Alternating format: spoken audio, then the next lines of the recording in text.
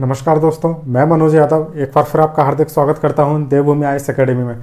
दोस्तों, भारतीय राज्य व्यवस्था की श्रृंखला के अंतर्गत हमने अंतिम लेक्चर में बात की थी भारतीय संविधान की कुछ विशेषताओं के बारे में, और साथ ही साथ दोस्तों हमने भारतीय संविधान से संबंधित कुछ महत्वपूर्ण तथ्यों के बारे में भी जानकारी ली थी। आज हमारा जो टॉपिक होगा दोस्तों वो होगा भारतीय संविधान के विदेशी स्रोत। जैसा कि हमने कल कहा था कि भारतीय संविधान क्या है दोस्तों, जब भारतीय संविधान का निर्माण किया जा रहा था तो उस समय लगभग कम से कम 60 देशों के संविधान का अवलोकन किया गया था और उसके बाद हमारे भारतीय संविधान का निर्माण किया गया था। तो आज हम दोस्तों वही चीज़ देखने वाले हैं कि आखिर ऐसे कौन कौन से प्रमुख देश थे जहां से हमारे भारतीय संविधान की कुछ प्रमुख विशेषताओं को लिया गया है। ठीक है, तो आज हम क्या पढ़ने जा रहे हैं दोस्तों, तो आज हम पढ़ेंगे संविधान के विदेशी स्रोत। ठीक है, संविधान के विदेशी स्रोत। तो संविधान के विदेशी स्रोत का क्या मतलब होगा, मतलब जैसा कि हमने लास्ट लेक्चर में देखा था कि भारतीय संविधान जब निर्माण किया जा रहा था उस समय कम से कम 60 देशों के 60 देशों के संविधान का अवलोकन करने के बाद हमारे भारतीय संविधान का निर्माण किया गया था। इन 60 देशों में से दोस्तों कम से कम या फिर बोला जाए तो लगभग 10 ऐसे देश होंगे जिनमें से अपन को ये चीज़ पढ़नी है कि कौन से देश से प्रमुख कौन सी व्यवस्था ली गई है। ठीक है, तो अपन को क्या पढ़ना है दोस्तों कि उन 10 देशों के बारे में देखना कि आखिर वो कौन कौन से 10 देश थे। तो उसके पहले दोस्तों एक इम्पोर्टेंट चीज़ और है, आपको एक चीज़ पता होगी कि सन 1935 में, कब, सन 1935 में जो ब्रिटेन सरकार थी उनके द्वारा क्या किया गया था, तो उनके द्वारा भारतीय थे उनके लिए एक अधिनियम पारित किया गया था जिसको बोला जाता है भारत शासन अधिनियम 1935। तो सबसे पहले हम दोस्तों क्या पढ़ेंगे, सबसे पहले हम पढ़ेंगे भारत शासन अधिनियम 1935। तो भारत शासन अधिनियम 1935 के अंतर्गत या फिर यहाँ से भारतीय संविधान में कौन कौन सी चीज़ें ली गई हैं वो चीज़ें हम देखने वाले हैं। तो वैसे यदि बात की जाए भारत शासन अधिनियम 1935 की, तो यहाँ से ये बोला जाता है या फिर ऐसी मतलब हमारे संविधान में जो है लगभग संपूर्ण संविधान का ध्यान रखना, संपूर्ण संविधान का अप्रॉक्स 70% पार्ट जो है दोस्तों वो आपके भारत शासन अधिनियम 1935 की कार्बन कॉपी है। इसका मतलब 70% चीजें जो हैं दोस्तों अपनी भारत शासन अधिनियम 1935 से एज इट इज ली गई हैं बिना उनमें कोई मेजर चेंजेस किए। तो आखिर हम देखेंगे आखिर महत्वपूर्ण परिवर्तन आखिर कौन कौन सी वो महत्वपूर्ण विशेषताएं हैं जो भारतीय संविधान में ली गई हैं। ठीक है, कहां से, भारत शासन अधिनियम 1935 से। और बाकी की चीजें दोस्तों ध्यान रखना, ये आपका कोई देश में शामिल नहीं होगा। हमने जो 60 देशों की बात की है वो आपके अलग होंगे, उन 60 में से भी आपको 10 देशों के बारे में कम से कम पढ़ना है जहां से अपन ये देखेंगे कि प्रमुख विशेषताएं कौन कौन सी ली गई हैं। तो इन देशों से भी हटके दोस्तों क्या था, एक भारत शासन अधिनियम था जो कि ब्रिटेन सरकार द्वारा लाया गया था भारतीयों पर शासन करने के लिए। तो वहां से कौन कौन सी चीजें ली गई हैं वो हम देखने वाले हैं। ठीक है, तो इसके लिए दोस्तों सबसे पहले देखा जाए, यदि सबसे पहली विशेषता हम देखें तो वो आपकी क्या होगी, संघात्मक व्यवस्था। कौन सी व्यवस्था होगी दोस्तों, तो वो होगी आपकी संघीय या फिर संघात्मक व्यवस्था। संघात्मक व्यवस्था को कहां से लिया गया है, तो संघात्मक व्यवस्था को दोस्तों भारत शासन अधिनियम 1935 से लिया गया है। संघात्मक शासन व्यवस्था क्या होती है, हमने आपको कल के लेक्चर में ये चीज अच्छे से बताई थी। क्या होता है कि संघात्मक शासन व्यवस्था में जो होता है शक्ति का केंद्र दोस्तों, यानी जो शक्तियां होती हैं वो आपकी राज्य सरकार और केंद्र सरकार दोनों के मध्य इनका स्पष्ट विभाजन किया जाता है। वो आपकी कौन सी सरकार कहलाती है, संघीय व्यवस्था कहलाती है। इसी के अंतर्गत हमने कल एकात्मक शासन व्यवस्था भी देखा था जिसमें जो संपूर्ण शक्ति का केंद्र होता था वो किसके साथ होता था, तो वो होता था केंद्र के साथ। ठीक है, दूसरी व्यवस्था की हम बात करेंगे तो वो होगा आपका राज्यपाल का कार्यालय। ठीक है, राज्यपाल का कार्यालय दोस्तों कहां से लिया गया है, तो राज्यपाल के कार्यालय की बात करेंगे तो वो भी आपका कहां से लिया गया, भारत शासन अधिनियम। ध्यान रखना दोस्तों यहां पे राज्यपाल के कार्यालय की बात चल रही है। ठीक है, यहां पे शब्दों पे ध्यान देना आप, यहां पे बहुत इंपॉर्टेंट चीज है कि राज्यपाल का जो कार्यालय है उसका प्रावधान कहां से लिया गया है, तो भारत शासन अधिनियम से लिया गया है। राज्यपाल की नियुक्ति होगी वो कहां से ली जाएगी, तो वो अभी हम थोड़ी देर में देखने वाले हैं। आपको यहाँ पे क्या याद रखना है कि राज्यपाल का जो कार्यालय है वो कहां से लिया गया, भारत शासन अधिनियम 1935 से लिया गया है। इसके साथ ही दोस्तों यदि बात की जाए न्यायपालिका की, कौन सी, न्यायपालिका, यानी जो न्यायपालिका का जो स्ट्रक्चर है या फिर न्यायपालिका की जो अवधारणा है या फिर इसको बोल सकते हैं न्यायपालिका का ढांचा जो होगा वो भी आपका कहाँ से लिया गया है, तो वो लिया गया भारत शासन अधिनियम 1935 से। ठीक है, 3 इंपॉर्टेंट चीजें ये हो गई। इसके बाद देखेंगे दोस्तों आप, ठीक है, चौथी इंपॉर्टेंट चीज होगी वो होगी आपकी लोक सेवा आयोग। क्या? लोक सेवा आयोग। हम जानते हैं कि भारत में लोक सेवा आयोग का गठन 2 स्तर पर किया जाता है। एक किया जाता है केंद्रीय स्तर पर, एक किया जाता है राज्य के स्तर पर। केंद्रीय स्तर पर किया जाता है उसको संघ लोक सेवा आयोग यानी क्या यूपीएससी बोला जाता है। और आपकी प्रत्येक राज्य के लिए एक अलग पीएससी होता है, जिसके जैसे मध्य प्रदेश की बात करें तो मध्य प्रदेश के लिए क्या होगा, तो होगा मध्य प्रदेश लोक सेवा आयोग यानी एमपीपीएससी। ठीक है, तो वो जो प्रावधान है वो आपका कहां से लिया गया है, वो भी आपका भारत शासन अधिनियम 1935 से लिया गया है। 5वीं इंपॉर्टेंट चीज देखेंगे तो वो होगा आपका आपातकालीन उपबंध। कौन सा? आपातकालीन उपबंध। आपातकालीन उपबंध मतलब हमारे यहाँ पे जो आपातकाल यानी जो आपातकाल लगाया जाता है, जो आपातकाल की बात की जाती है, उसका भी उपबंध कहाँ से लिया गया है, तो वो भी अपना भारत शासन अधिनियम 1935 से लिया गया है। इसके बाद देखें दोस्तों तो शक्तियों का जो वितरण, क्योंकि देखो यहाँ पे हमने क्या बात की है, संघीय व्यवस्था, और संघीय व्यवस्था में क्या किया जाता है, तो संघीय व्यवस्था में शक्तियों का वितरण किया जाता है। तो जो शक्तियों का वितरण है वो भी आपका भारत शासन अधिनियम 1935 से लिया जाएगा। ठीक है, तो ये क्या हो जाएगा आपका शक्तियों का वितरण। शक्तियों का वितरण भी कैसे होगा, तो शक्तियों का वितरण दोस्तों हमारे यहाँ पे 3 सूची में किया जाता है। कितनी सूचियों में? 3 सूचियां ऐसी बनाई गई हैं जहां पे क्या है, एक सूची की बात करेंगे तो वहां पर आपको केंद्र सरकार को वहां पे नियम बनाने की शक्ति होगी, एक सूची में आपकी राज्य सरकार को नियम बनाने की शक्ति होगी, और एक सूची ऐसी होगी जिसपे राज्य सरकार और केंद्र सरकार दोनों समय के अनुसार दोस्तों वहां पे क्या बना सकते हैं, कानून बना सकते हैं। लेकिन जब भी वहां पे ध्यान रखना कोई विवाद की स्थिति उत्पन्न होती है, कहां पे, जो संवर्ती सूची में, तो वहां पर जो कानून होगा वो किसका मान्य होगा, केंद्र सरकार का मान्य होगा। ठीक है, तो हमारे यहाँ पे 3 सूचियां, पहली है आपकी केंद्र सूची जिस पर कानून कौन बनाएगी, तो आपकी केंद्र सरकार बनाएगी। तो पहली हो गई केंद्र सूची, दूसरी होगी राज्य सूची, ठीक है, और तीसरी आपकी कौन सी होगी, तो वो होगी संवर्ती सूची। ठीक है, तो ये उपबंध जो है दोस्तों आपको याद रखना है। ये उपबंध कहां से लिए गए हैं, तो ये लिए गए हैं भारत शासन अधिनियम 1935 से। ठीक है, तो ये हो गया आपका, और ध्यान रखना ये आपका पूरे संविधान का कितना होगा, तो ये होगा अप्रॉक्स 70%, यानी 70% पार्ट जो है दोस्तों वो आपका भारत शासन अधिनियम 1935 से लिया गया है। अगला हम जो देखेंगे दोस्तों, अब हम देखते हैं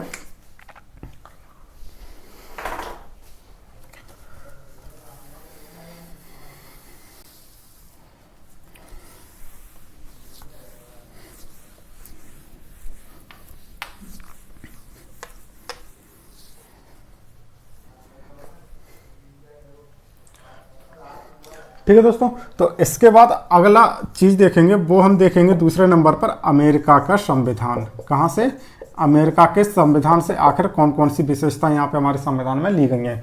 ठीक है, जैसा कि हमने पढ़ा था अमेरिका से भी अपने यहाँ पे काफी व्यवस्थाएं ली गई हैं।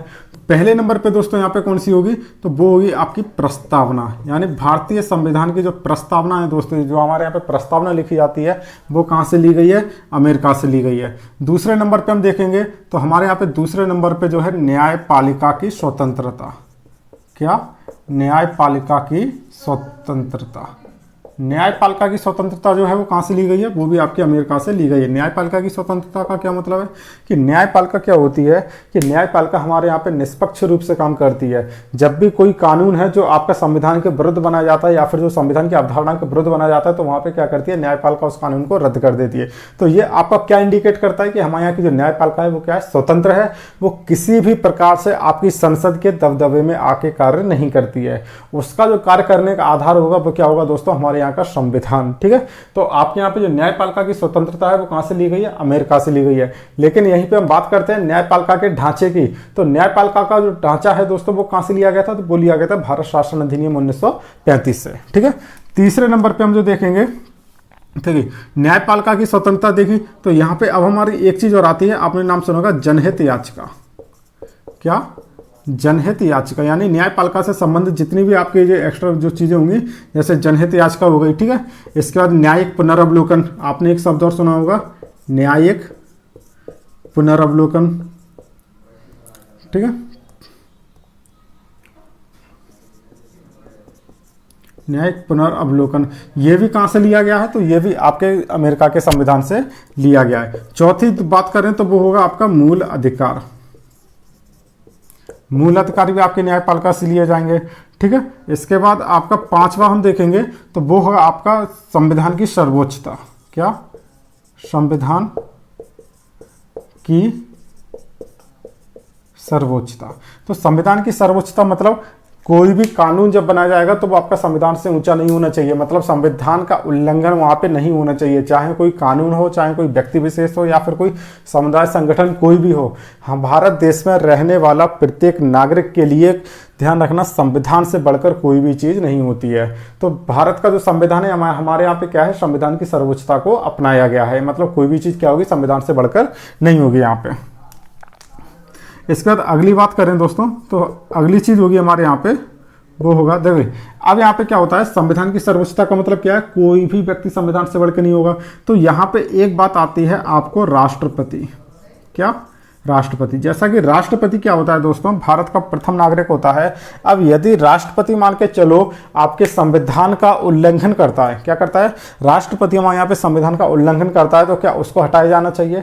तो हाँ, यदि हमने सर्वोच्चता की अपनाया, संविधान की सर्वोच्चता को अपनाया है, तो वहाँ पे राष्ट्रपति को भी हटाने का अधिकार हमारे पास होगा। तो राष्ट्रपति को हटाने के लिए ध्यान रखना दोस्तों, यहाँ पर महाभियोग, क्या? महाभियोग। तो राष्ट्रपति पर जो महाभियोग लगाया जाता है उसकी प्रक्रिया या फिर उसका कॉन्सेप्ट भी दोस्तों कहाँ से लिया गया है, तो वो आपका लिया गया संविधान की अमेरिका के संविधान से, ठीक है। इसके बाद राष्ट्रपति के महाभियोग की बात करें, और इसी के साथ हम देख सकते हैं कि सुप्रीम कोर्ट, ठीक है, हाई कोर्ट के न्यायाधीशों को हटाया जाना, न्यायाधीशों को हटाना, ये भी आपका कहाँ से लिया गया है, तो ये भी आपका अमेरिका के कॉन्स्टिट्यूशन से लिया गया। तो ध्यान रखना, अमेरिका के कॉन्स्टिट्यूशन के से क्या क्या लिया गया है, तो राष्ट्रपति पर महाभियोग लगाना, मतलब राष्ट्रपति को अपने पद से हटाना, सुप्रीम कोर्ट, हाई कोर्ट के न्यायाधीशों को अपने पद से हटाना, ये सब चीजें कहाँ से ली गई हैं, तो वो अमेरिका के संविधान से ली गई हैं। इसी प्रकार अगली बात करेंगे तो वो होगा हमारा, संविधान से बात करेंगे तो फिर एक और चीज है वो आपका कठोर संविधान। क्या होगा? कठोर संविधान, ठीक है। हमारे यहाँ पे क्या है, कठोर संविधान की, जैसा कि हमने आपको कल के लेक्चर में बताया था कि भारतीय संविधान जो है वो लचीलेपन और कठोरपन का मिश्रण होगा। तो यहाँ पर जो कठोरपन, जो संविधान का जो कठोरपन की जो विशेषता होगी वो भी आपकी कहाँ से ली गई है, अमेरिका के संविधान से। जैसा कि हमें पता है कि अमेरिका का संविधान इतना ज़्यादा रिजिड है या फिर इतना ज़्यादा कठोर है कि वहाँ पर संविधान संशोधन करना इतना ईजी नहीं होता है। जैसा कि हमें पता है कि जो अमेरिका का संविधान है वहां पर अभी तक 86 से लेके अभी तक केवल और केवल 27 संशोधन ही किए गए हैं, मतलब वहां का जो संविधान है वो क्या है, अत्यंत कठोर है। तो जो कठोर संविधान का कॉन्सेप्ट है वो कहां से लिया गया है, अमेरिका से लिया गया है, ठीक है। आपको 7 चीजें यहाँ पे देखने को मिल गई। इसी प्रकार से और भी चीजें देख सकते हैं। तो आप जैसे देखो उपराष्ट्रपति का पद, क्या हो गया, उपराष्ट्रपति का पद। उपराष्ट्रपति का जो पद होगा दोस्तों, पद मतलब भारत का एक उपराष्ट्रपति होगा, ये चीज कहां से ली गई है, अमेरिका से ली गई। जैसा कि हमें पता है कि ब्रिटेन में जो है उपराष्ट्रपति का कोई रोल नहीं होता है, वहां पे उपराष्ट्रपति नहीं होता है। तो जो उपराष्ट्रपति वाली बात है वो आपकी कहां से ली जाएगी, अमेरिका से ली जाएगी, ठीक है। इसके बाद अगली चीज बात करेंगे तो वो होगा आपका वित्तीय आपातकाल। क्या होगा, वित्तीय आपातकाल, यानी वित्तीय आपातकाल आपका कहां से लिया जाएगा, यह भी आपका अमेरिका से लिया जाएगा। और 10वीं यदि सबसे अंतिम बात करेंगे तो वो होगा आपका विधि के समक्ष समता। क्या होगा, विधि के समक्ष समता, मतलब विधि का समान संरक्षण, समक्ष समता जो है वो आपका कहां से, ब्रिटेन से लिया जाएगा। और विधि का जो समान संरक्षण होगा, विधि का समान संरक्षण, विधि का समान संरक्षण का जो कॉन्सेप्ट होगा आगे चल के हम देखेंगे। हमारे यहाँ पे मूल अधिकार जब हम पढ़ेंगे तो वहाँ पे 2 चीजें सामने निकल के आती हैं। एक होता है आपका विधि के समक्ष समता, मतलब विधि यानी कानून के लिए सभी लोग क्या होंगे, बराबर होंगे। दूसरा होता है विधि का समान संरक्षण। तो ये जो दोनों कॉन्सेप्ट हैं दोस्तों, ये चल के हम आगे मूल अधिकार जब पढ़ेंगे तो वहां पे अच्छे से इस चीज को और समझेंगे। अभी आपको इतना याद रखना है कि अमेरिका का जो संविधान है वहां से क्या क्या चीजें ली गई हैं। सबसे इंपॉर्टेंट चीज जो पूछी जाती है ज्यादातर वो क्या होती है, एक मूल अधिकार कहां से लिए गए हैं, दूसरा न्यायपालिका की स्वतंत्रता कहां से ली गई है, तीसरा बात करें राष्ट्रपति का जो महाभियोग होता है वो कहां से लिया गया है, उसके बाद उपराष्ट्रपति का पद कहां से लिया गया है और विधि का समान संरक्षण। आपको लगभग ये 5 चीजें जो है आपको मुख्य रूप से याद रखनी है कि अमेरिका के संविधान से क्या क्या लिया गया है। तो देख लेते हैं कौन कौन सी है। पहला कौन सा होगा, प्रस्तावना। दूसरा कौन सा होगा, न्यायपालिका की स्वतंत्रता।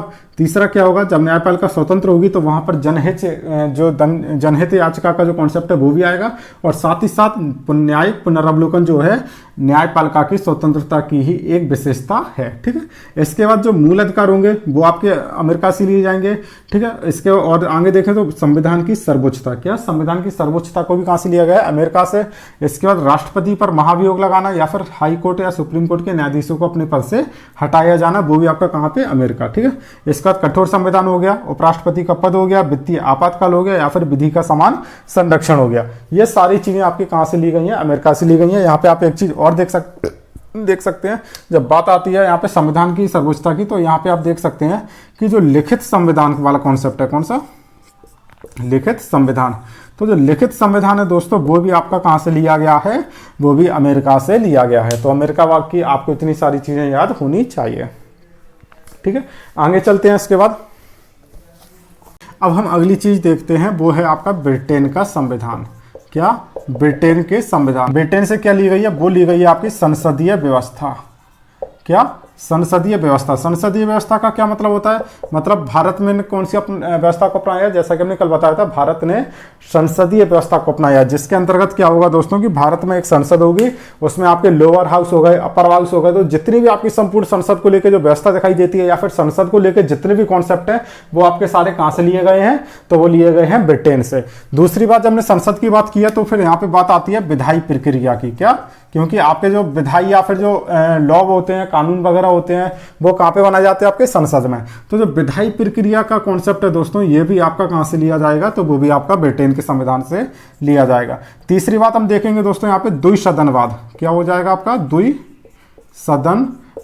ठीक है, ये तीनों ही चीजें आपकी क्या है दोस्तों, संविधान संसद से संबंधित है। इसी के साथ हम चौथी चीज देखेंगे तो वो होगी आपकी एकल नागरिकता।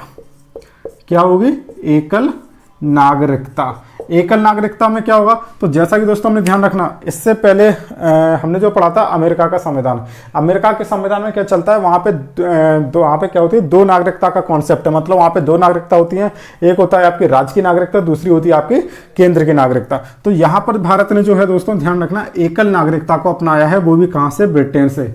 ब्रिटेन में क्या होता है, वहां पे एक नागरिकता का ही कॉन्सेप्ट होता है, मतलब वहां पे जो नागरिकता होगी वो संपूर्ण ब्रिटेन की होगी, और साथ ही साथ ऐसा नहीं है कि ब्रिटेन की नागरिकता है उसके साथ वहां पे कोई राज्य हो, जैसे लंदन वगैरह हो गया, वहां की राज्य वो होगी आपकी नागरिकता, तो ऐसा वहां पे कोई कॉन्सेप्ट नहीं है। ठीक है, तो इसके बाद अगली व्यवस्था देख लेते हैं दोस्तों। अगली विशेषता क्या होगी, संसद से संबंधित हम देख लेते हैं, तो वो होगी आपकी कौन सी, सामूहिक उत्तरदायित्व की। कौन सी, यदि आपसे पूछा जाता है कि लोकसभा में या कहां पे, लोकसभा में जो मंत्रिपरिषद का सामूहिक उत्तरदायित्व होता है वो कहां से लिया गया है, तो वो आपका लिया गया है कहां से, ब्रिटेन के यहाँ कहां से, संविधान से। सामूहिक उत्तरदायित्व क्या होता है वो हम आगे चल के देखेंगे जब हम अपने आर्टिकल्स को पढ़ेंगे। ठीक है, आप इतना याद रखना कि जो मंत्रिपरिषद, सामूहिक उत्तरदायित्व किसका, मंत्रिपरिषद का, पूरी मंत्री परिषद का सामूहिक उत्तरदायित्व। और किसके प्रति होगा सामूहिक उत्तरदायित्व, तो वो होगा लोकसभा के प्रति। लोकसभा के प्रति जो सामूहिक उत्तरदायित्व का जो कॉन्सेप्ट होगा वो कहां से लिया जाएगा आपका, तो वो लिया जाएगा आपके ब्रिटेन के संविधान से। अगली चीज हम देखेंगे दोस्तों, वो होगा आपका विधि के, क्या, विधि के समक्ष क्षमता। जो विधि के समक्ष समता होगी दोस्तों, वो भी कॉन्सेप्ट कहां से लिया जाएगा, ब्रिटेन से। जैसा कि हमने बताया था कि विधि के समक्ष समता का मतलब क्या होता है, कि विधि के मतलब समता का मतलब होता है कि विधि यानी कानून के समान, यानी कानून के सामने जितने भी लोग होंगे वो क्या होंगे, सभी बराबर होंगे। ऐसा नहीं है कि भारत के किसी व्यक्ति के लिए अलग कानून बना जाएगा, नहीं। जैसा कि हम एग्जाम्पल भी अपने आजकल देखते हैं अपने दैनिक दिनचर्या में, जैसे मान के चलो कोई भी केस होता है, जैसे नीरव मोदी का केस आपने देखा होगा, ठीक है, इसके अलावा सलमान खान का केस देखा होगा, किसी का भी A to Z केस आप देखते हो, तो क्या होता है, ऐसा नहीं है कि कोई व्यक्ति पैसे वाला है तो उसके लिए अलग कानून होगा, नहीं। जो कानून हमारे तुम्हारे लिए होगा वही कानून दोस्तों उन लोगों के लिए होगा। तो ये चीज आपकी क्या बताती है, ये बताती है विधि के समक्ष समता, मतलब आपका जो क्या होगा यहाँ पे विधि के समक्ष समता को अपनाया जाएगा। ठीक है, इसके बाद हम अगली चीज देखते हैं, तो वो होगी आपकी मंत्रिमंडल प्रणाली। मंत्रिमंडल प्रणाली क्या होती है, या फिर इसी को बोलते हैं कैबिनेट प्रणाली। क्या कैबिनेट भी प्रणाली, क्योंकि मंत्रिमंडल को क्या कैबिनेट बोला जाता है। तो हमारे यहाँ पे जो कैबिनेट का जो कॉन्सेप्ट अपना जाता है, मतलब एक क्या होगा, एक मंत्रिमंडल होता है या फिर एक कैबिनेट सिस्टम होता है, ठीक है। कैबिनेट मिनिस्टर्स जो होते हैं, वो जो कॉन्सेप्ट होगा वो भी आपका ब्रिटेन से लिया गया है, ठीक है। इसके बाद हम बात करते हैं 8वें नंबर पे, ठीक है। तो एक और बचा है आपका, वो हो जाएगा आपका संसदीय विशेषाधिकार। क्या, संसदीय विशेषाधिकार। संसदीय विशेषाधिकार का मतलब क्या होता है? संसदीय विशेषाधिकार का मतलब होता है कि संसद के पास जितने भी विशेषाधिकार होंगे, या फिर भारत संसद के सदस्य यानी सांसदों के पास जितने भी विशेषाधिकार होंगे, वो भी कहाँ से लिए गए हैं? अपने ब्रिटेन से। इसके बाद एक और होता है दोस्तों सबसे इंपॉर्टेंट, जो कि आपको एग्जाम में ज्यादातर पूछा जाता है, वो होता है आपका राष्ट्र अध्यक्ष का नाम मात्र होना, ठीक है। राष्ट्र अध्यक्ष, यहाँ पे भारत के संदर्भ में बात करेंगे तो राष्ट्रपति। तो राष्ट्रपति का जो पद होता है दोस्तों, वो क्या होता है? नाम मात्र का होता है। तो ये जो कॉन्सेप्ट है, ये भी कहाँ से लिया गया है? ये भी आपका ब्रिटेन से लिया गया है। तो आपके लगभग इतने ये जो 9 आप चीजें देख रहे हो, वो आपकी कहाँ से ली गई हैं? ब्रिटेन से ली गई हैं। इसमें भी यदि हम इंपॉर्टेंट चीज देखेंगे, ठीक है, इंपॉर्टेंट चीज कौन सी है? तो यहाँ पे आप एक चीज को पकड़ सकते हो, यहाँ पे कोई एक वर्ड को पकड़ लो। जैसे आपने पकड़ लिया संसद, ठीक है। अब संसद से संबंधित जितनी भी चीजें होंगी, चाहे आपके मान के चलो संसद से संबंधित विधायी प्रक्रिया हो, या फिर द्विसदनवाद हो, या फिर सामूहिक उत्तरदायित्व हो, या फिर विधि के मंत्रिमंडल प्रणाली हो, संसदीय विशेषाधिकार हो, ये सभी आपकी कहाँ से ली गई है? ब्रिटेन से ली गई है। और सबसे इंपॉर्टेंट चीज वो है आपका राष्ट्रपति का जो पद होता है, वो क्या होता है? नाम मात्र का होता है। ये भी कहाँ से लिया गया है? ये भी आपका ब्रिटेन से लिया गया है, ठीक है। यहां तक सारी चीजें आपको क्लियर है।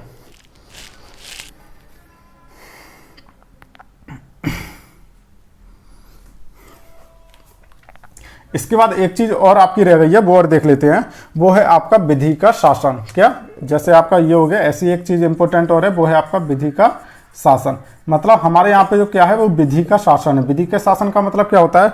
हमारे यहाँ पे अगर मान के चलो आपको कोई भी लॉ ऑर्डर, मान के चलो कोई भी आपको लॉ कानून लागू करवाना है, तो वो केवल विधि के अनुसार ही होगा। विधि का मतलब क्या होता है कि आप पहले उस चीज के लिए कानून बनाएं, और कानून के बाद या फिर उसको क्या करें, एक विधि का रूप दें, और विधि का रूप देने के बाद आप उस चीज को लागू कर सकते हो। जैसे मान के चलो हमारे यहाँ पे क्या करना है, आपको कोई एक कानून लेके आना है। जैसे मैंने बोला, ठीक है, जैसे आप मान के चलो, आपको एक रिसेंटली एग्जांपल लेके देते हैं। जैसा कि हमारे यहाँ पे अभी रिसेंटली केसेस में क्या हो रहा है, हमने देखा है कि हमारे यहाँ पे ऐसे ऐसे असामाजिक तत्व हैं, जैसे उनके द्वारा किया जा रहा है कि हमारे यहाँ पे जो जैसे बलात्कार जैसी घटनाएं हो गई हैं, बलात्कार जैसी घटनाएं होती हैं, ठीक है। तो जो कि क्या है कि आजकल दिन ब दिन बहुत ज़्यादा बढ़ती जा रही है भारत में। तो आप लोग देखते होंगे कि भारत में जगह जगह से चीज़ मांग उठती आती है कि क्या करो, जब भी कहीं पर कोई बलात्कार होता है तो वहाँ पर मांग की जाती है कि आप दोषियों को क्या दो, फांसी दो डायरेक्ट, ठीक है, क्या दो, फांसी दो। लेकिन एक बात बताइए, क्या हमारे संविधान में कहीं पे ऐसी इस चीज का उल्लेख है? नहीं है। अभी तक क्या है कि फांसी जो है दोस्तों, वो क्या होती है, काफी क्रिटिकल कंडीशन में दी जाती है। और यदि भारत के संविधान की बात करें तो यहाँ पे अभी तक ऐसा कोई नियम नहीं बनाता। लेकिन अभी रिसेंटली, ठीक है, आप बात करें 1-2 साल पहले की बात है यदि, तो मध्य प्रदेश सरकार द्वारा क्या किया गया था, जो हमारे यहाँ पे विधानमंडल है उसके द्वारा एक कानून पारित किया गया था कि यहाँ पे अब क्या होगा, बलात्कारियों को वो क्या होगी, डायरेक्ट फांसी का प्रावधान किया गया है। तो ये हमारे यहाँ पे क्या है कि अब देखो, जैसे मान के चलो आपको किसी को फांसी देनी है, आपका वो कोई भी केस हो सकता है। जैसे मान के चलो किसी का मर्डर हो गया, ठीक है, बलात्कार जैसी चीज हो गई। इसके अलावा और भी जितने भी आपके जो भी कर्म, जो बुरे कर्म वगैरह होते हैं, मान के चलो उसके लिए फांसी देनी है, तो फांसी उसको कब दे सकते हो? उसके लिए आपको पहले क्या बनानी पड़ेगी, विधि बनानी पड़ेगी, और विधि के बाद ही आप उसको फांसी दे सकते हो। ये कहलाता है आपका विधि का शासन, ठीक है। मतलब यहाँ पे आपको किसी भी बात को अगर मनवाना है तो वो आप उसको विधि के तरीके से ही मनवा सकते हो। पहले उसको आप विधि के रूप में लाओ और फिर उसको आप लागू कर सकते हो, ठीक है। ये आपके ब्रिटेन से कौन कौन सी चीजें ली गई हैं, ये सारी चीजें हमने यहाँ पे देखी। तो यहाँ तक दोस्तों चीज़ें समझ में आई। हमने अभी तक 3 चीज़ें पढ़ चुके हैं। क्या, भारत का पहले सबसे पहले पढ़ा था भारत शासन अधिनियम 1935। उसके बाद हमने पढ़ा था अमेरिका के संविधान से क्या क्या चीज़ें ली गई हैं। उसके बाद हमने पढ़ा था ब्रिटेन के संविधान से क्या क्या चीज़ें ली गई हैं। अब हम पढ़ते हैं दोस्तों अगली जो चीज़ है वो होगी हमारा कनाडा, ठीक है। अगला कौन सा देश होगा, वो होगा हमारा कनाडा। अब हम देखेंगे कि कनाडा से कौन कौन सी चीज़ें ली गई हैं। तो कनाडा से एक सबसे इंपॉर्टेंट एग्जाम जो आपका ज़्यादातर एग्जाम में पूछा जाता है, वो है आपका सशक्त केंद्र के साथ संघात्मक व्यवस्था। क्या बोलते हैं इसको? इसको बोलते हैं सशक्त केंद्र के साथ संघात्मक शासन व्यवस्था। तो सशक्त केंद्र के साथ संघात्मक शासन व्यवस्था का मतलब क्या होता है? ये वही चीज है जैसा कि हमने आपको अंतिम लेक्चर में बताया था कि भारत ने जो है संघात्मक व्यवस्था को तो अपनाया है, लेकिन उसमें एकात्मकता के लक्षण भी दिखाई देते हैं। तो वो चीज आपकी इंडिकेट करती है कहां पे? सशक्त केंद्र के साथ संघात्मक व्यवस्था। मतलब हमने कहने को तो संघात्मक व्यवस्था अपनाई है, मतलब कहने को तो हमने क्या है कि राज्यों और केंद्रों में बराबर बराबर शक्ति का विभाजन किया है, लेकिन हमने कहीं ना कहीं अपने केंद्र को मजबूत रखा है। केंद्र को मजबूत रखने के पीछे क्या क्या कारण थे, ठीक है, वो चीज भी आगे चल के देखेंगे। लेकिन आपको यहाँ पे इतना याद रखना है कि भारत ने क्या किया है? संघात्मक व्यवस्था को अपनाया है, लेकिन संघात्मक प्योर फेडरल नहीं अपना, ध्यान रखना, फेडरलिज्म को अपनाया है लेकिन प्योर फेडरलिज्म को नहीं अपनाया है। उसने क्या किया है? केंद्र को जो है अधिक शक्ति प्रदान की है, मतलब केंद्र को क्या रखा है? सशक्त रखा है, जिससे कि जो हमारे राज्य हैं वो क्या ना कर सके? बगावत ना कर सके, या फिर वो अलग से एक राज्य का मांग ना कर सके, या फिर क्या है, भारत की अपन बोल सकते हैं कि भारत की एकता और अखंडता को बनाए रखने के लिए ये चीज बहुत ही ज्यादा जरूरी थी। ठीक है, आगे चल के हम देखेंगे कि राज्यों का पुनर्गठन जब किया गया था तो उस समय ऐसी क्या कंडीशन बनी थी कि भारत को ये व्यवस्था अपनानी पड़ी। ठीक है, अगली चीज इंपोर्टेंट जो है वो हम देखते हैं दोस्तों। देखिए, अब यहाँ पे एक सशक्त केंद्र है, तो इसी से संबंधित आपकी एक चीज अवधारणा आती है, वो है आपकी अवशिष्ट शक्तियां। क्या? अवशिष्ट शक्तियों। ठीक है, अवशिष्ट शक्तियां जो होती हैं, अवशिष्ट शक्तियों पर केंद्र का अधिकार। इसका मतलब क्या होता है? हमारे यहाँ पे क्या होता है कि जैसे मान के चलो, मैंने बोला कि 3 केंद्र, हमने आपको 3 चीजें बताई थी। क्या? एक हमने बताई थी केंद्र सूची, दूसरी बताई थी राज्य सूची, और तीसरी बताई थी आपको समवर्ती सूची। मान के चलो ऐसा कोई विषय आता है जो ना तो आपका केंद्र के अंतर्गत आता है, ना आपका राज्य के अंतर्गत आता है, ना ही आपका समवर्ती सूची के अंतर्गत आता है, तो वो आपका आता है अवशिष्ट केंद्र, किसके? अवशिष्ट विषय के अंतर्गत। मतलब उसको कहां पे डाल दिया जाएगा? तो वहां को अवशिष्ट सूची में डाल दिया जाएगा, और वहां पे जो विषय होंगे दोस्तों, वहां पर जो शक्ति, नियम बनाने की शक्ति होगी वो किसके पास होगी? तो वो होगी केंद्र सरकार के पास। सीधी सी बात है, हमने यहाँ पे क्या बोला है? केंद्र को सशक्त किया है। केंद्र को सशक्त किया है तो जो बचे कुछ जो नियम होंगे बाकी के, या फिर विषय होंगे, उन पर सब्जेक्ट नियम कानून कौन बनाएगा? तो वहां पे बनाएगा आपका केंद्र। ठीक है, तो ये दोनों आपस में इंटरलिंक है। ठीक है, इनको आप देख सकते हो। तीसरी वो है आपकी राज्यपाल की नियुक्ति। ठीक है, राज्यपाल की नियुक्ति। राज्यपाल की नियुक्ति जो है वो भी आपके सशक्त केंद्र के साथ आपकी रिलेट करती है। कैसे? जब हमने केंद्र को सशक्त किया है, जब केंद्र को सशक्त किया है तो सीधी सी बात है, अवशिष्ट शक्तियों कहां पे समाहित होंगी?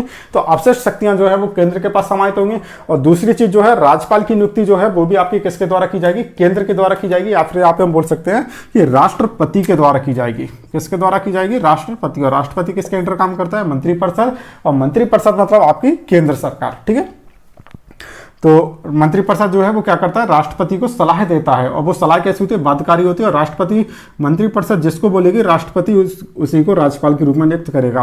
और राज्यपाल कौन होता है? तो राज्यपाल, ध्यान रखना दोस्तों, आपके राज्य का संवैधानिक प्रमुख होता है। जैसा हम बात करते हैं कि भारतीय संघ, यानी पूरा भारतीय संघ का जो राष्ट्राध्यक्ष होता है या प्रमुख होता है वो कौन होता है? राष्ट्रपति। उसी प्रकार आपका जो राज्य होता है उसका जो राज्य प्रमुख होता है या फिर उसका जो संवैधानिक प्रमुख होता है वो कौन होता है? राज्यपाल। ठीक है, जैसे आप देख सकते हैं मध्य प्रदेश का राज्यपाल होता है, महाराष्ट्र का राज्यपाल होता है। तो जो उसकी नियुक्ति की जाएगी वो किसके द्वारा की जाएगी? केंद्र सरकार के द्वारा की जाएगी। यहाँ पे आप समझ सकते हैं कि सशक्त केंद्र का कॉन्सेप्ट यहाँ पर भी लागू हो रहा है। क्यों? क्योंकि राज्य के पास, ध्यान रखना दोस्तों, जो राष्ट्राध्यक्ष का जो पद होता है वहां पर नियुक्ति करने की जो शक्ति होती है वो किसके पास होती है? आपकी राष्ट्रपति के पास। ठीक है, ये चीज समझ में आ गई। चौथी चीज आपकी एक और है, यहाँ पे आपकी देखनी पड़ेगी, वो है आपका उच्चतम न्यायालय। क्या है? उच्चतम न्यायालय का परामर्शी। ठीक है, परामर्शी न्याय निर्णयन। उच्चतम न्यायालय का परामर्शी न्याय निर्णय का मतलब क्या होता है? इसका मतलब होता है कि जब भी केंद्र सरकार या फिर संघ सरकार को या फिर राष्ट्रपति को ऐसा लगता है कि किसी मुद्दे पर उसको राष्ट्रपति, सुप्रीम कोर्ट से क्या है, सलाह लेनी चाहिए, तो सुप्रीम कोर्ट क्या कर सकता है? वहां पर राष्ट्रपति को अपनी सलाह दे सकता है। आर्टिकल 143 के अंतर्गत इसको हम देखेंगे, लेकिन अभी आपको केवल इतना याद रखना है, जब हम आर्टिकल्स को पढ़ेंगे इस चीज को डिटेल में देखेंगे। आपको क्या याद रखना है कि उच्चतम न्यायालय का जो परामर्श न्याय निर्णय है वो कहां पर लिया गया है? आपका कनाडा से लिया गया है। तो कनाडा में आपको एक की पॉइंट पकड़ना सबसे इंपॉर्टेंट क्या है? वो है आपका सशक्त केंद्र। यदि आप सशक्त केंद्र को याद रखते हो तो आपको अवशिष्ट शक्तियां, राज्यपाल की नियुक्ति और उच्चतम न्यायालय का परामर्शी न्याय निर्णय, ये सब चीजें आपको ऑटोमेटिक याद हो जाएंगी। ठीक है। तो यहाँ पे हमने देखा कनाडा के संविधान से कौन कौन सी चीजें ली गई हैं। तो दोस्तों अगली चीज हम देखते हैं, वो देखते हैं आयरलैंड। आयरलैंड मतलब आयरलैंड के संविधान से कौन कौन सी चीजें ली गई हैं, काफी इंपॉर्टेंट क्वेश्चन ये भी, यहाँ से भी काफी क्वेश्चन पूछे जाते हैं। तो आयरलैंड के संविधान से जो चीज ली गई है वो है आपकी सबसे इंपॉर्टेंट क्या, डीपीएसपी। डीपीएसपी मतलब क्या होता है, तो वो होता है आपका नीति निर्देशक तत्व। मतलब राज्य के क्या होते हैं, राज्य के कुछ नीति निर्देशक तत्व होते हैं। नीति निर्देशक तत्व क्या होते हैं, डीपीएसपी। यदि हम बात करेंगे इनको संविधान का, जब हम भाग 4 पढ़ेंगे तो भाग 4 में इस चीज को हम काफी डीपली पढ़ेंगे। तो नीति निर्देशक तत्व आप नॉर्मली ये चीज समझ सकते हैं कि जब राज्य होता है, यदि उसको कोई मान के चलो नीति बनानी है, ठीक है, उसको तो नीति बनाने के लिए हमारे संविधान द्वारा राज्य को कुछ निर्देश दिए गए हैं कि आप इन इन निर्देशों का पालन करते हुए अपने राज्य के लिए क्या नीति बना सकते हैं। तो वो आपके जो कहां पर दिए गए हैं, वो आपके संविधान के भाग 4 में दिए गए हैं। और उसका जो कॉन्सेप्ट है दोस्तों डीपीएसपी का, या फिर उसको बोलते हैं नीति निर्देशक तत्व, ठीक है। नीति निर्देशक तत्व का जो कॉन्सेप्ट है वो कहां से लिया गया है, आयरलैंड से लिया गया है। दूसरी इंपॉर्टेंट चीज जो है दोस्तों वो है आपका कि यहाँ पे हम देखते हैं कि जो राज्यसभा आपने देखा होगा, राज्यसभा में क्या होता है, 12 सदस्य, क्या 12 सदस्यों का नामांकन किया जाता है। 12 सदस्यों का नामांकन किया जाता है दोस्तों। तो राज्यसभा में जो 12 सदस्यों के जो नामांकन की प्रोसेस है या फिर इसका जो कॉन्सेप्ट है वो कहां से लिया गया है, आयरलैंड से लिया गया है। इसके बाद एक और इंपॉर्टेंट चीज है दोस्तों जो आपको याद रखनी है, वो क्या होगा, तो वो है आपका नंबर 3 पे हम बात करेंगे, ठीक, वो होगी आपकी राष्ट्रपति का निर्वाचन।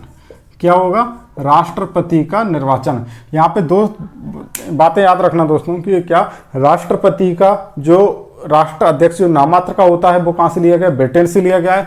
लेकिन राष्ट्रपति की जो हम निर्वाचन पद्धति की बात करेंगे, निर्वाचन या राष्ट्रपति क्या होगा, निर्वाचित होगा, ये कॉन्सेप्ट कहां से लिया गया है या फिर उसकी निर्वाचन की जो पद्धति है वो कहां से ली गई, वो बोली गई आपकी आयरलैंड से, ठीक है। तो यहाँ पे 3 चीजें, एक डीपीएसपी हो गई, दूसरा आपका राज्यसभा में जो 12 सदस्यों का नामांकन किया जाता है वो, और तीसरी इंपॉर्टेंट चीज है वो आपके राष्ट्रपति का निर्वाचन। ये सारी चीजें कहां से ली गई हैं, आयरलैंड से ली गई हैं। अब अगला देश हम देखेंगे दोस्तों वो है हमारा ऑस्ट्रेलिया, ठीक है। तो हम देखेंगे कि आखिर ऑस्ट्रेलिया के संविधान से कौन कौन सी चीजें ली गई हैं। तो ऑस्ट्रेलिया के संविधान से एक सबसे इंपॉर्टेंट चीज है वो है आपकी समवर्ती सूची। क्या है, समवर्ती सूची। समवर्ती सूची जो है वो दोस्तों कहां से ली गई है, ऑस्ट्रेलिया। समवर्ती सूची क्या होती है, जैसा कि हमने आपको बताया था कि ऐसे विषय जिन पर केंद्र सरकार और राज्य सरकार दोनों कानून बना सकती है, वो आपकी कहां से ली गई है, ऑस्ट्रेलिया से ली गई है। समवर्ती सूची का आपको याद रखना है, और इस समवर्ती सूची में कौन कौन से विषय आते हैं वो हम आगे चल के पढ़ेंगे, ठीक है। दूसरी चीज ध्यान रखना दोस्तों, इंपॉर्टेंट चीज है, यदि कोई भी बात, ठीक है, जैसे मान के चलो व्यापार वाणिज्य, ठीक है, व्यापार हो गया, वाणिज्य हो गया, ठीक है, और या फिर बोल सकते हैं समागम, ठीक है। व्यापार वाणिज्य या समागम की जो स्वतंत्रता है वो भी आपकी कहां से ली गई है, ऑस्ट्रेलिया से ली गई है। व्यापार वाणिज्य क्या होता है, मतलब आप भारत के किसी भी राज्य क्षेत्र में जाके व्यापार कर सकते हैं, वाणिज्य कर सकते हैं या फिर समागम कर सकते हैं। तो ये जो स्वतंत्रता है वो कहां से ली गई, आपकी ऑस्ट्रेलिया से ली गई। यानी संपूर्ण भारत में आपको व्यापार करने का भी अधिकार होगा, वाणिज्य करने का, व्यापार वाणिज्य का अधिकार होगा, और साथ ही साथ आपको समागम का भी अधिकार दिया गया है। इसके बाद तीसरी इंपॉर्टेंट चीज है वो है आपका संयुक्त बैठक का कॉन्सेप्ट। क्या, संयुक्त बैठक। हम देखते हैं कि आर्टिकल 108, कौन सा, आर्टिकल 108 में क्या है, संयुक्त जो बैठक होती है उसके बारे में बताया गया है। तो संयुक्त बैठक का जो कॉन्सेप्ट है वो कहां से लिया गया है, तो वो लिया गया है ऑस्ट्रेलिया के संविधान से। संयुक्त बैठक में क्या होता है, संयुक्त बैठक में ध्यान रखना दोस्तों, आपकी जो लोकसभा होती है, राज्यसभा होती है, दोनों की क्या करवाई जाती है, संयुक्त बैठक करवाई जाती है। जब भी किसी बिल को लेकर या फिर कोई विधेयक को लेकर क्या होता है, इन दोनों में आपस में मतभेद होता है, और यदि उस विधेयक को पास करवाना जरूरी होता है तो वहां पर क्या, संयुक्त बैठक का आयोजन किया जाता है। तो संयुक्त बैठक के बारे में आपको दोस्तों इतनी ही जानकारी रखनी है अभी, और याद रखना है कि संयुक्त बैठक जो है वो आपकी कहां से ली गई है, ऑस्ट्रेलिया से। तो ऑस्ट्रेलिया में आपको 3 इंपॉर्टेंट चीजें, पहली क्या होगी आपकी समवर्ती सूची, दूसरी क्या होगी आपकी कि संयुक्त बैठक यानी संसद के दोनों सदनों की संयुक्त बैठक, यानी बात करें लोकसभा और राज्यसभा की संयुक्त बैठक, और तीसरी जो होगी वो होगी आपकी व्यापार वाणिज्य और समागम की स्वतंत्रता, ठीक है। ये आपका ऑस्ट्रेलिया हो गया। अगले देश की हम बात करते हैं तो वो होगा आपका जर्मनी। क्या, जर्मनी। तो जर्मनी से क्या लिया गया है, तो जर्मनी से सबसे इंपॉर्टेंट चीज, ठीक है, वो है आपका आपातकाल। क्या होगा, आपातकाल के समय मूल अधिकारों का स्थगन। क्या होगा, आपातकाल के समय मूल अधिकारों का स्थगन। इसके अंतर्गत क्या होता है, हम देखते हैं कि हमने देखो आपातकाल का जो कॉन्सेप्ट है वो कहां से लिया था, तो वो आपातकाल का कॉन्सेप्ट लिया था भारत शासन अधिनियम 1935 से। लेकिन आपातकाल के समय में क्या है, जो मूल अधिकार स्थगित किए जाते हैं, जैसा कि हमने देखा है कि आपातकाल के समय कुछ ऐसे मूल अधिकार जो हमारे स्थगन होते हैं, ठीक है, केवल 2 आर्टिकल है उनको छोड़ के, वो हम आगे चल के देखेंगे। तो आपातकाल के समय जो है मूल अधिकारों का स्थगन है वो दोस्तों कहां से लिया गया है, तो वो लिया गया है जर्मनी से। उसको हम याद रख सकते हैं। जैसा कि हम जानते हैं जर्मनी में किसका शासन था, तो वहां पे हिटलर, ठीक है, कौन था, आपने देखा होगा वहां पे हिटलर का शासन था। और हिटलर के समय क्या होता था कि आपने देखा वहां पे आपातकाल लगाया जाता था, और आपातकाल के समय दोस्तों वहां पे क्या किया जाता था कि लोगों के जो मूल अधिकार थे वो छीन लिए जाते थे। तो वही कॉन्सेप्ट क्या होगा कि आपातकाल के समय मूल अधिकारों का स्थगन जो है वो आपका कहां से लिया गया है, जर्मनी के संविधान से लिया गया है, ठीक है। अगले देश की हम बात करते हैं तो वो होगा आपका फ्रांस। क्या होगा, फ्रांस। तो फ्रांस की बात करते हैं, यहां पे भी आपको एक सबसे इंपॉर्टेंट चीज याद रखनी है, वो है आपका गणतंत्रात्मक व्यवस्था। कौन सी, गणतंत्रात्मक व्यवस्था। मतलब जैसा कि हमने आपको बताया था कि भारत ने जो है वो कौन सी गणतंत्रात्मक व्यवस्था को अपनाया। गणतंत्रात्मक व्यवस्था के अंतर्गत क्या होता है कि भारत का जो राष्ट्राध्यक्ष होगा, राष्ट्र प्रमुख होगा, वो आपका कोई भी व्यक्ति बन सकता है। या फिर हम दूसरे शब्दों में बात करें तो भारत के जितने भी संवैधानिक पद होते हैं उन संवैधानिक पदों पर प्रत्येक व्यक्ति की बराबर पहुंच होगी। ये आपका क्या कहलाता है, आपका गणतंत्रात्मक व्यवस्था या फिर गणतंत्रात्मक ढांचा इसको बोला गया है, जो कि अपने कहां से लिया गया है, तो वो लिया है फ्रांस के संविधान से, ठीक है। आगे चल के देख, तो यहाँ पे फ्रांस से एक चीज और देख लेते हैं, वो होगी आपकी क्या, जो हमने बात करें स्वतंत्रता, समता, या फिर इसी को बोलते हैं अपन क्या, समानता, ठीक है। तो स्वतंत्रता हो गई, समता हो गई, और इसके बाद बात करें बंधुत्व। जो बंधुत्व के जो आदर्श हैं वो आपके कहां से लिए गए हैं, तो वो भी आपके फ्रांस से लिए गए हैं, ठीक है। हम देखेंगे क्या फ्रांस में क्रांति होती है, और उस क्रांति के तहत क्या होता है कि पूरे संपूर्ण विश्व में समानता या फिर समता की स्थापना की जाती है, और एक बंधुत्व की भी स्थापना की जाती है। तो स्वतंत्रता, समता और बंधुत्व, इसके जो आदर्श होंगे वो कहां से लिए गए हैं, तो वो लिए गए हैं फ्रांस के संविधान से, ठीक है। फ्रांस के संविधान से आपको 2 चीजें याद रखनी है, पहली होगी आपकी गणतंत्रात्मक व्यवस्था, और दूसरी आपकी क्या होगी, तो वो होगी आपकी स्वतंत्रता, समता और बंधुत्व के आदर्श, ठीक है। अगले देश की बात करते हैं दोस्तों।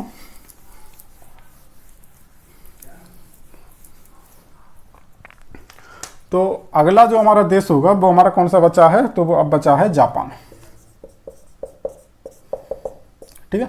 जापान, यदि जापान की बात करेंगे दोस्तों, तो जापान के संविधान से हमने क्या लिया है, तो जापान के संविधान से हमने क्या लिया है, तो यहां से लिया है विधि द्वारा स्थापित प्रक्रिया।